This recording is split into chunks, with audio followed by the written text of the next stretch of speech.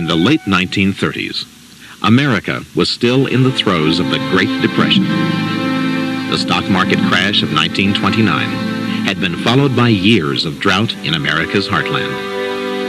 The Dust Bowl wiped out entire family homesteads. Often with nothing more than the shirt on their back, these beleaguered refugees headed for the Golden State of California, there to begin a new life.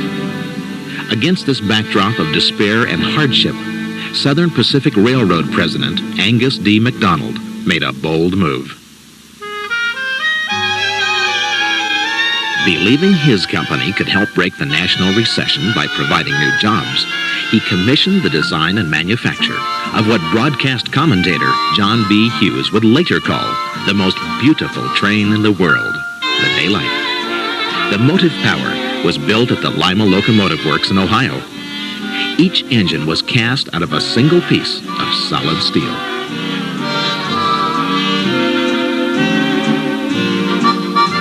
The GS4 steam locomotives and tenders weighed in at over 870,000 pounds.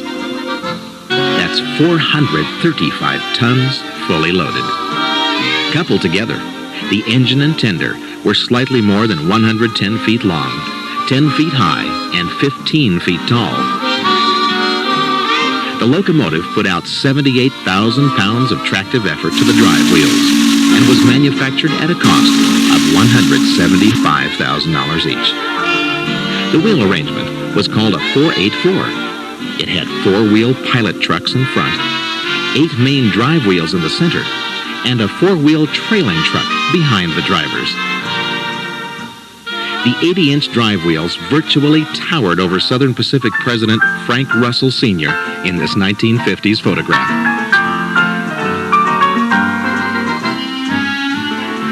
These 4 GS2 class Daylights were photographed shortly after their arrival in Los Angeles. Principally, the trains were intended for passenger service between San Francisco in the north and Los Angeles in the south. In later years, these engines also saw duty between Los Angeles and El Paso, and occasionally on feeder lines. But it was the famous coast route between Frisco and L.A. that Daylights were best known for running.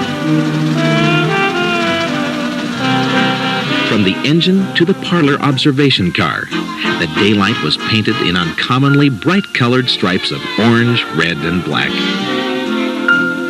They installed broad, sweeping skirts along both sides of each engine to make them look long and sleek. The passenger cars were fabricated by the Pullman Coach Works in Chicago. From front to back, the Daylights were streamlined wonders to behold.